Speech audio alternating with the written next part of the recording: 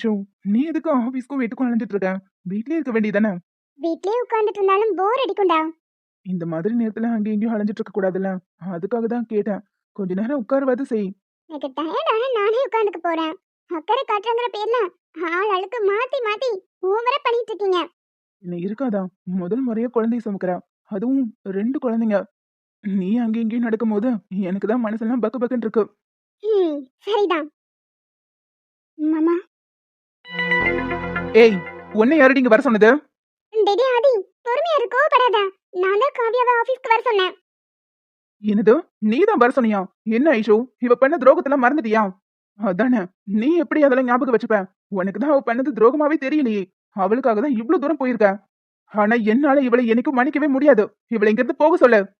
ஆதி, அவ ஏதோ சின்ன பொண்ணு தெரியாம பண்ணிட்டா. அதுக்கே இவ்ளோ கோவப்படுறா. ஐஷோ, இதுக்கு தான் நான் சொன்னேன் மாமா என் மேல கோவப்படுவாருன்னா. நான் கிளம்புறேன். ஏய் காவியா இரு. நான் உன்னை வர சொன்னது ஒண்ணும் இவனை சமாதானப்படுத்துறதுக்காக இல்ல. பின்ன வேற எதுக்காக? இங்க வர சில கஸ்டமர்ஸ்க்குலாம் ஃபார்ம் ஃபில்அப் பண்ண தெரியாது. அவங்களுக்கு நீ ஃபார்ம் ஃபில்அப் பண்ணி கொடுத்து ஹெல்ப் பண்ணா போதும். ஐஷு, அதுக்கு தான் கீர்த்தி இருக்கால்ல. கீர்த்திக்கு சிஸ்டம் ஒர்க் பார்க்கறதுக்கே நேரம் கரெக்டா இருக்கும். இப்படி எக்ஸ்ட்ரா ஒரு ஆள் போட்டு தான் ஆகணும். அவ்வளவுதானே. வேகன்சின்னு அட்வர்டைஸ்மெண்ட் கொடுத்தா எல்லாரும் வர போறாங்க. இன்டர்வியூ வச்சு செலக்ட் பண்ணிக்கலாம். இவளெல்லாம் நம்ம ஆபீஸ்க்குள்ள எடுத்துக்க முடியாது. ஏய், என்னடி இன்னும் நின்னு பாத்துக்கிட்டு இருக்கா? வெளியே போ. மாமா, உங்க கோவம் நியாயமானதான். நீங்க கத்தாதீங்க, நானே போறேன். அவன் நில்ல. நான் தான் உன்னை இங்க வர வச்சேன்.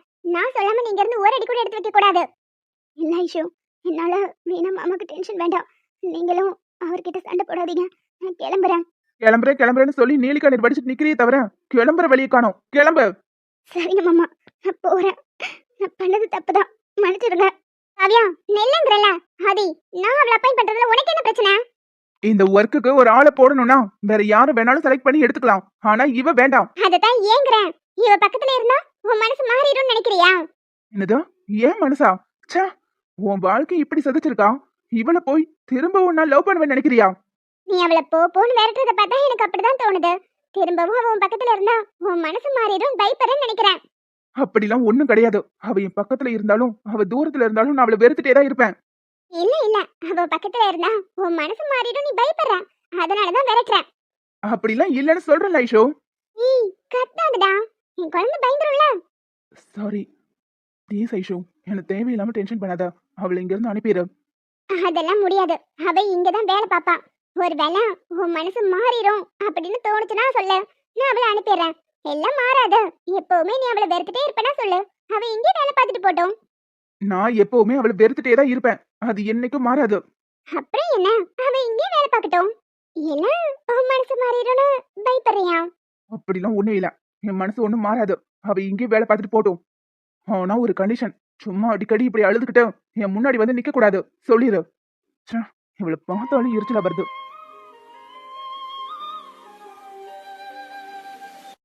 ஐயோ, பாவம் மாமா ரொம்ப டென்ஷன் ஆகி கோச்சிட்டு போறாரு. தேவையில்லாம என்னால உங்களுக்கு எந்த பிரச்சனையும் வேண்டாம். நான் போயிடுறேன். போயிடுறேன்னு சொன்னா என்ன அர்த்தம்? அப்போ ஆதியை விட்டு மொத்தமா பிரிஞ்சிடலான்னு முடிவு பண்ணிட்டியா? அது எப்படி முடியும்? என் மாமானா எனக்கு உசுரு. அவரோட கோபம் தணிகிற வரைக்கும் நான் வெயிட் பண்ணலான்னு முடிவு பண்ணிருக்கேன். அவன் கோபம் தணியணும்னா நீ பக்கத்துல இருக்கணும். நீ பாட்டுக்கு ஒரு மூலையில இருந்து ஃபீல் பண்ணிட்டு இருந்தீங்கன்னா ஒன்றும் நடக்காது. அதுக்காக தான் உன்னை ஆபீஸ் வர வச்சேன். கொஞ்சம் கொஞ்சமா அவன் மனசை மாத்த ட்ரை பண்ண. அப்புறம் சும்மா சும்மா இப்படி ஆதி முன்னாடி அழுதுட்டே இருக்காத. அழுதா அவனுக்கு சுத்தமா பிடிக்காது. வேற எப்படி மாமா சமாதானப்படுத்துறது? நான் சொல்றதுதான் அவர் காது கொடுத்தே கேட்க மாட்டாரே. இத கூடவா நான் சொல்லிக் கொடுக்க முடியும்? நீயாதான் புரிஞ்சு நடந்துக்கணும். என்ன பண்றது? எனக்கு ஒண்ணும் புரியல. நீ ஒண்ணும் பண்ண வேண்டாம். அதெல்லாம் தானாவே நடக்கும். சரி, இன்னைக்கு ஒரு நாள் விட, நாளையில இருந்து ஜாயின் பண்ணிக்கோ. இல்ல பரவாயில்ல, நான் தான் ஆபீஸ் வந்துட்டேன்ல. இன்னையில இருந்தே ஒர்க் பாக்குறேன். நான் என்ன பண்ணணும்? அங்க கீர்த்தி இருப்பா, அவகிட்ட கேள சொல்லுவா. சரிங்க ஐஷு. ஜெயின் நெருப்பையும் பக்கத்துல பக்கத்துல வச்சாச்சு. இனி தானே பசிக்கும். நீங்களா? நீங்க ஆபீஸ்க்குள்ள என்ன பண்றீங்க? ஒரு ஃபோன் பண்ணா நான் வர போறேன். இங்க வந்து நிக்கிறீங்க. எப்படி? ஒரு ஃபோன் பண்ண வர போறியா? ஏண்டி, காலையில இருந்து 10 ஃபோனுக்கு மேல பண்ணிட்டேன். ஃபோன் எங்கடி வச்சிருக்க? 10 தடவையா? ஏங்க, இப்பதான் ஞாபகத்துக்கு வருது. போன மறந்து வீட்லயே வச்சுட்டு வந்துட்டேன். லூசு. இந்த மாதிரி நேரத்துல நீ வீட்டை விட்டு வெளியே வரும்போது மனசெல்லாம் பதறுது. இதுல போன வேற மறந்து வச்சுட்டு வந்திருக்க. ஒரு ரிங் விட்டதும் உடனே எடுத்துருவேன். நீ எடுக்கலன்னு அதுவும் ஒரு மாதிரி ஆயிருச்சு. பதட்டத்துல உயிரை கையில பிடிச்சிட்டு ஓடி வரேன். இதுக்கெல்லாம போய் பயப்படுவீங்க? ஃபோன் எடுக்கலைன்னா என்ன? அதான் நேர்ல வந்து பார்த்து கன்ஃபார்ம் பண்ணிட்டீங்கன்னா சரி, திட்டாதீங்க விடுங்க. ஆமா, திட்டாம உன்னை கொஞ்சுவாங்க. போனை இப்பவும் மறக்காத, கையிலேயே வச்சுக்கோ. நான் கூப்பிட்ட உடனே எடு. அட சரிப்பா சாமி. சரி, சாப்பிட்டீங்களா இல்லையா? அதெல்லாம் ஆன்ட்டி காலையிலேயே சாப்பாடு கொடுத்துட்டாங்க. அப்புறம் வீட்டுக்கு போறேன். எப்படியும் அம்மா உன்னை கேட்பாங்க. அவங்க தான் உன்னை ரொம்ப மிஸ் பண்ணுவாங்க. நான் வேணா உங்க கூட இப்ப கிளம்பி வரட்டுமா? எனக்கும் அத்தைய, அப்புறம் லட்சுக்குட்டிய, அக்காவை அத்தான்லாம் பார்க்கணும் போல இருக்கு. அதெல்லாம் ஒண்ணு வேண்டாம். ஆதி சார் மனசை மாத்திட்டு அப்புறம் மொத்தமா உன்னை இங்கிருந்து கூட்டிட்டு போறேன். ம், சரி சரி, பார்த்து போயிட்டு வாங்க. சரிடி, போன் அடிச்சா மட்டும் எடு. எடுக்காம விட்டுறாத. மனசெல்லாம் பதறுது. என்னடி அப்படி பாக்குற? ஏய், பார்க்க கூடாதா? இல்ல, என் மேல அவ்வளோ லவா? ம், ஆமா. லவ் என் மேலதானா? இல்ல வயித்துல வளர்ற உங்க குட்டீஸ் மேலையா? இது என்னடி கேள்வி? 3 பேர் மேலேயும் தான். ம், நம்பிட்டேன். நீ நம்பலனாலும் அதான் நெசம். சரி, நான் ஃபோன் பண்ணா எடுக்காம விட்டுறாத சரியா? இப்போ உன் கையில ஃபோன் இல்லைல்ல, நீ என்ன பண்ணுவ? நான் வேணா என்னோட செகண்ட் ஃபோனை கொடுத்துட்டு போகவா? அதெல்லாம் ஒண்ணும் வேணாங்க. நான் இப்ப வீட்டுக்கு கிளம்பிடுவேன். ஃபோன் என் கையில தான் இருக்கும். நான் நம்ம வீட்டுக்கு போயிட்டு நைட் வந்துடுறேன். ம், சரி. What a love. இங்க என்ன பண்ற? Sir, good morning sir. ம், குட் மார்னிங். இங்க என்ன பண்றேன்னு கேட்டேன். அது அது வந்துங்க சார். அது ஒண்ணும் இல்ல சார். அங்க அங்க அங்க அனிஷ் சார் வந்தாரா? அதான் சும்மா நின்னு வேடிக்கை பார்த்துட்டு இருக்கேன். வேடிக்கை பார்த்து முடிச்சாச்சா? இப்ப போய் வேலையை பாக்குறீங்களா? ஆ, ஏ சார். யாராவது வந்துட்டா போதும், அவங்க கிட்ட உடனே கதை விட வேண்டியது. ஆக மொத்தத்துல இங்க வேலை நடந்த பாடு இல்ல. சார், அப்படிலாம் ஒண்ணும் இல்ல. அவங்க ரெண்டு பேரும் லவ் பார்க்கறதுக்கு அழகா இருந்துச்சா? அதான் சும்மா நின்னு வேடிக்கை பார்த்துட்டு இருந்தேன். என்னது? லவ்வா? அவனே ஐஸ்வர்யா ஏமாத்திக்கிட்டு இருக்கான். சார், அவரை பார்த்தா ஏமாத்துற மாதிரியா இருக்கு. ஐஷு மேடம் உயிருக்கு உயிரா காதலிக்கிறாரு. ஒரு 10 தடவை ஃபோன் அடிச்சதும் எடுக்கலனதும் எப்படி பதறி அடிச்சு ஓடி வந்து பார்த்துருக்காரு பாருங்க. இந்த காலத்துலலாம் இவ்வளவு உண்மையா யார் சார் இருக்கா? சின்னதா ஒருத்தவங்க தப்பு பண்ணா கூட அதை பெருசு பண்ணி அவங்கள வாழ்க்கையை விட்டு தூக்கி போட்டுறாங்க. ம், உண்மையான லவ்லாம் இங்க ரொம்ப கம்மி தான் சார். சரி சரி, போதும் போதும் நிறுத்து. போய் ஒர்க்க பாரு.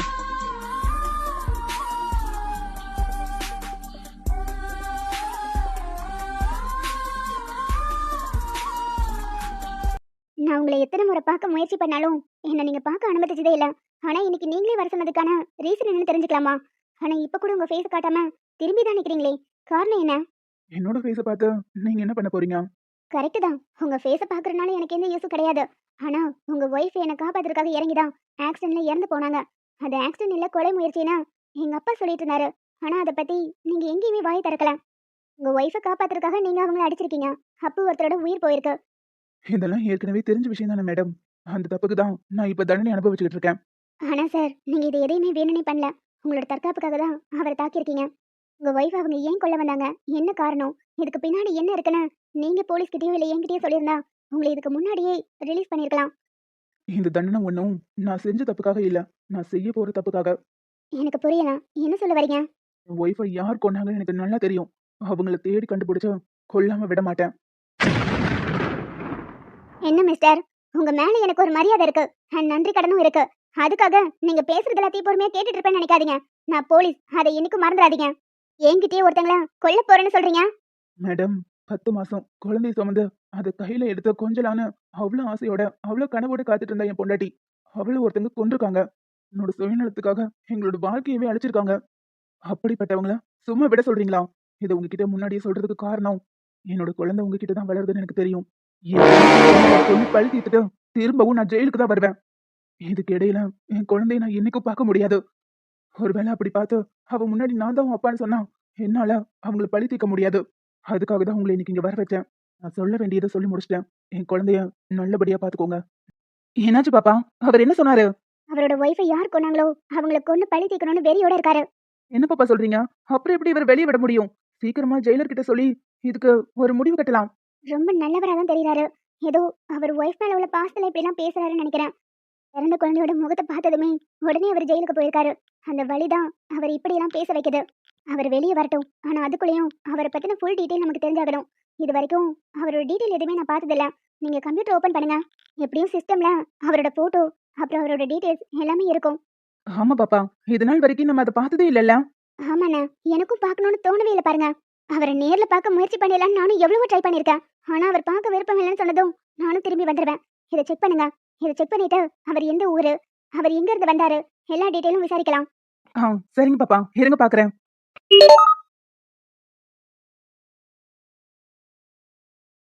பாப்பா, இதுதான் அவரோட போட்டோ. பாப்பா, நேம் டீடைல்ஸ்லாம் இங்க இருக்கு பாருங்க.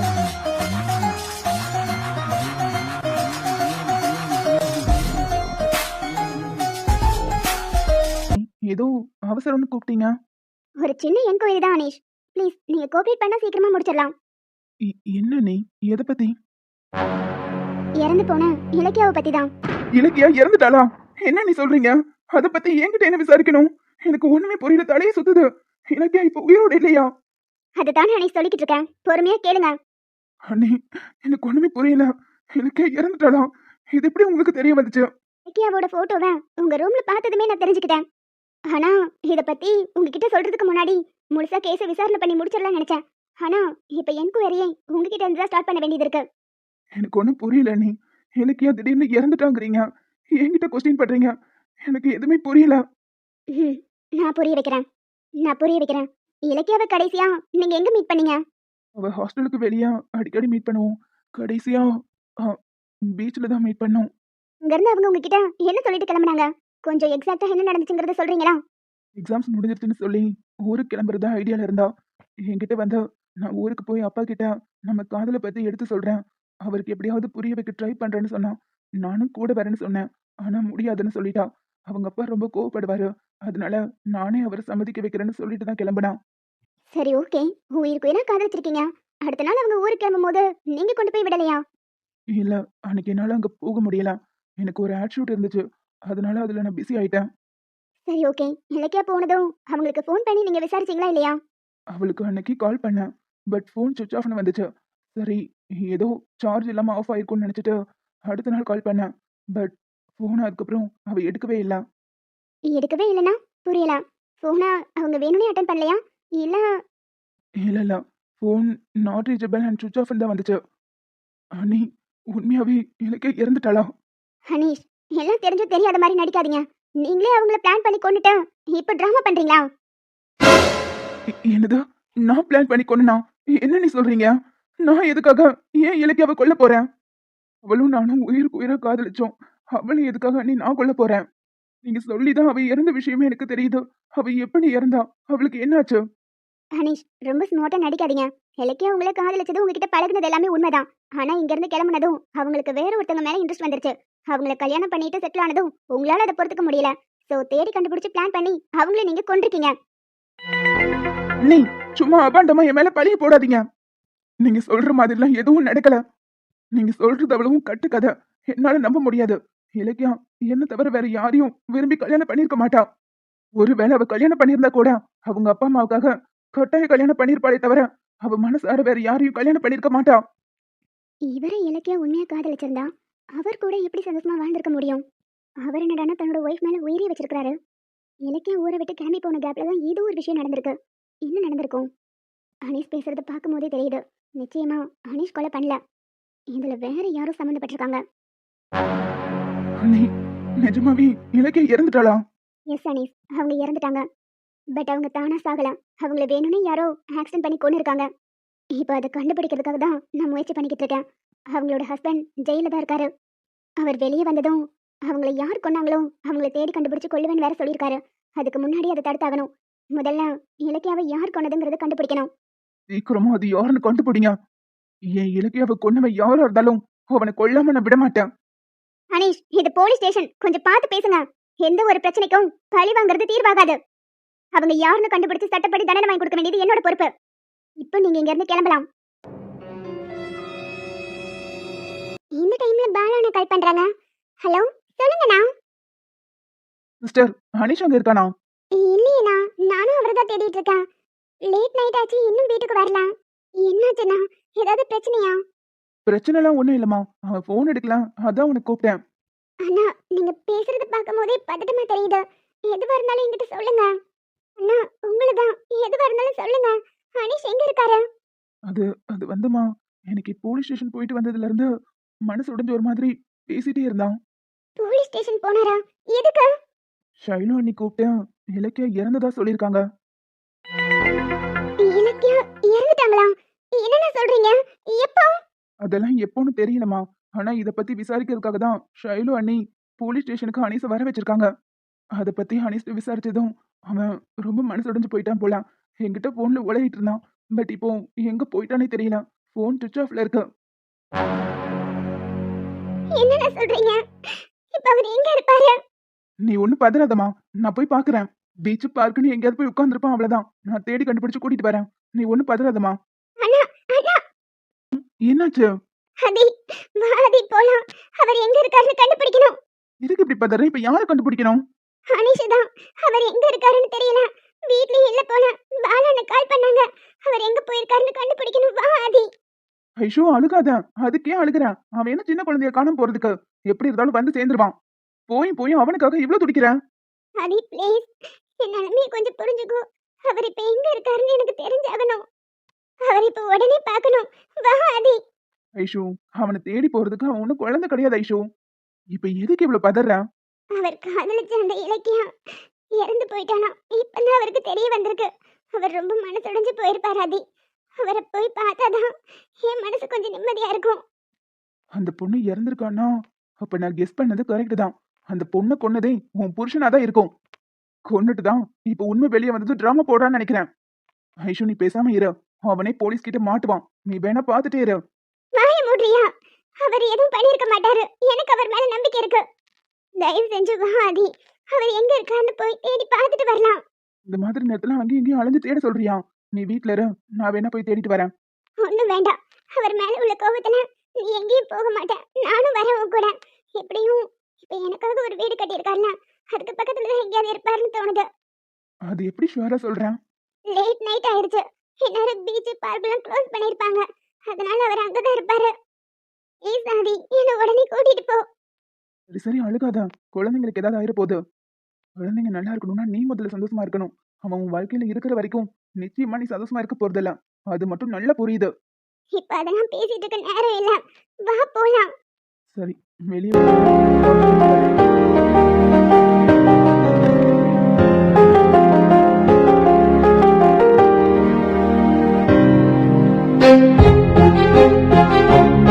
இருப்பா. ஒருவேளை அவங்க அப்பாவே பிளான் பண்ணி கொண்டிருப்பாரோ? ச்சே, கல்யாணம் பண்ணி அதுக்கப்புறம் தான் இவ்வளவும் நடந்திருக்கு. இதுல யார் சம்மந்தப்பட்டிருப்பா?